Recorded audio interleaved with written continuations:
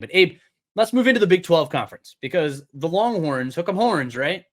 They got a favorable matchup against Oklahoma State. We talked a little bit about one team having super favorable matchups and edges or whatever. I don't really see an edge for Oklahoma State that doesn't involve Ollie Gordon, the do it all running back who's been shut down a few times this season, which gives me some pause. Oklahoma State's in a bad spot. This is a Texas defense that is fifth in FBS in total rush defense. Ollie Gordon, of course, I mean, he's been a freak of nature. I mean, he was my early pick for the Heisman Trophy going back to mid-October. I thought he was having the best season of anybody in college football, but that was before they went on the road to Orlando and played UCF. Look, he's fifth in FBS for attempts, 245. He's first in rushing yards per game at 131.7. He's he's 25th in yards per attempt, 6.5 yards per attempt, and he's second in touchdowns at 20. Dude's a freak. But outside of Ollie Gordon, like is Alan Bowman, he's had 300 yards of offense throwing in his last 3 games, but he also has 6 interceptions in those 3 games. Like if he turns the ball over at any level in this football game, it's over. Like I don't care what anything else that happens. If he turns the ball over, it's over. But Texas is the 95th ranked secondary. Can Alan Bowman get you over the hump?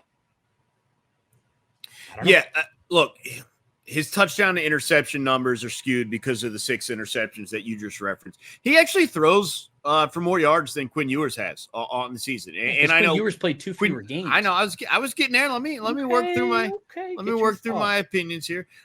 Quinn Ewers missed a number of games, but Bowman is not. Look, I agree with what you said. This is a game that starts and ends with Ollie Gordon, but don't also just blindly look past the throwing offense for Oklahoma State. I do think, and look, if you hold Ollie Gordon under 100 yards, they're not winning this game. He's got to go for $150. I totally agree. But I do think there are situations where Bowman could catch you once or twice. And if they hit on, and they're going to have to hit in those situations, this can be a better game than people think. I still wonder about Texas's ability to run the ball. They've been okay since Jonathan Brooks went down. But I do wonder about that. And there's a little bit of Alabama feel to the Texas offense. A lot of broken coverages, a lot of guys wide open down the field. And I'm still not exactly sure how dominant Quinn Ewers can be in this game. Bowman's a guy that's been around a long time. He's been in the Big 12, it seems like 7 years when he hurt himself with Texas Tech way back when. And so he's got some experience. You're right. He's got to be better with the ball. There's no doubt about it. But I do think he can have an impact in this game. And so I just want to caution you on that. I think Bowman can have an impact in this game. But when all is said and done, I agree with you. This is, if Ollie Gordon's over $150, Oklahoma State can win this game. If he's below 120, I don't know if they can. And you hate to make it so simple because there probably are a lot more variables here. But that's as simple as I'm going to make it. If Ollie Gordon goes off and has one of the games that got him into the Heisman discussion, Oklahoma State's winning this game. And if he doesn't, they're not. And it's going to be very interesting to see because Texas has got to just devote. I mean, and that's where it gets Bowman thrust into playmaking ability. Texas is going to devote everything they've got to stopping Ollie Gordon. So what does that open on the back end against an already, as you mentioned, suspect Texas secondary? It's not going to be there all game, but the few times you're taking shots, you've got to hit those big plays. They have to. They have to. Because I think I don't fully agree with your comments on the rushing game. I really don't. But for Texas, you mean? For Texas, yeah. I don't agree necessarily. I mean, CJ Baxter, I mean, of course, he came in and he was put into a big spot as a true freshman. He was great the first last 4 games, though, he's had 90 yards. He's had 61. He's had 117 and 45. I mean, he averaged 4.5 yards per carry, or 5 yards per carry against Texas Tech last week. They didn't need him, Abe. I mean, he scored 57 points because they hit everything else. Everything else is working. You pulled him out of the game, it's over. Like he's your bell, but he also doesn't have to be a bell cow. He just needs to spell the passing attack. That is Quinn Ewers. It's Xavier Worthy. It's A.D. Mitchell. It's J.T. Sanders. It's 3 guys who have over 500 yards. Like that's the thing. I'm not looking at CJ Baxter to be a bell cow like his predecessor was before the knee injury. Brooks was a beast, and Brooks was huge when Quinn Ewers went down, but they don't need Brooks. They don't need Baxter. They need somebody who's in the backfield spelling that offense, or excuse me, the passing offense. Yeah. That's what they need him to be, good enough. And five yards per carry, 6 yards per carry over his last 4 games tells me he's good enough. That's all I need from him. At the end of the day, that's it. All right. So that's it. I mean, Oklahoma State, the defense is not going to be good enough to slow down Texas. That's why I think it's a lot more complicated than just Ollie Gordon going wild. Ollie Gordon can go for 200 yards in this game, and they could still lose this by 21 points. This is the worst defense that we are talking about. Oklahoma State is worse than Louisville by a long shot.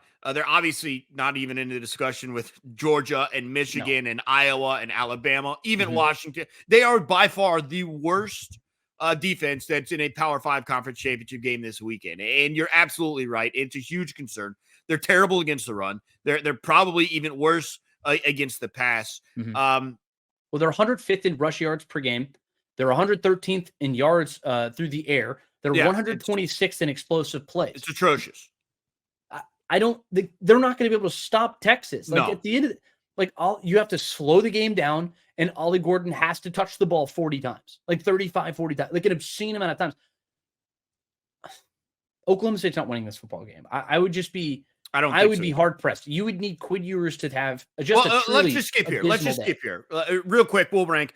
Iowa, least likely to win. Oklahoma State, probably of the Power 5, the very next team that's least likely to win. Certainly. And that's where we're at. And by the way, it's not big. It's not a huge difference between where Iowa's chances to win and Texas, or excuse me, Oklahoma State's chances to win. I mean, look, Iowa's a 23-point dog. Oklahoma State's 15.5. So that tells you what you need to know. It does. And but they have somebody at least who I can point to and say, that's a dude that they have. There's always a chance one guy goes off. Iowa doesn't have that. I agree with you. I just don't see that. I don't either. Yeah. And that's just where I stand with these two teams. I think this could be a competitive football game for a little bit. We've also seen back-to-back weeks where Oklahoma State started very slow and had to rally. You cannot do that. Houston and BYU. You're not doing that against Texas. You can kiss that game goodbye. No, I think I hesitate to say this, but I feel like their biggest game of the season was Bedlam. They've been hung over ever since. Yeah. It's been a lot of downhill since then. And that was a squad that looked like it was building and building and building for that climactic moment, and that was Bedlam. And then it happened too soon in the season, and now everything else feels like they've been scrambling to pick up the pieces ever since that game. I think we can make a definitive statement here. If you had to pick a team or one of the game that's going to have a bigger margin of victory, is it Michigan, Iowa, or is it Texas, Oklahoma State? Texas, Oklahoma State. Okay. And I feel the same way.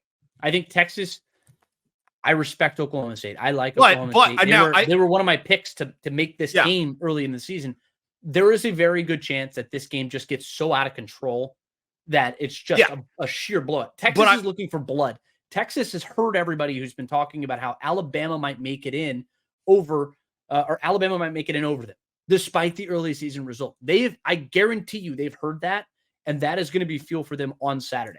So I agree with you, and this is the last thing I'll say in regards to the Big 12 and the Big 10 title game. I think Texas has the highest potential for real blowout. Yeah. I don't think it would take the chaos that Iowa would need for Oklahoma State to win this game. I think there's a lot more of an actual football path. I see it as unlikely, but there's at least football stuff as reasoning. Iowa's just complete chaos. I could not possibly agree more, Abe. I love that we're on the same page. I love it when we agree. It makes life a lot easier.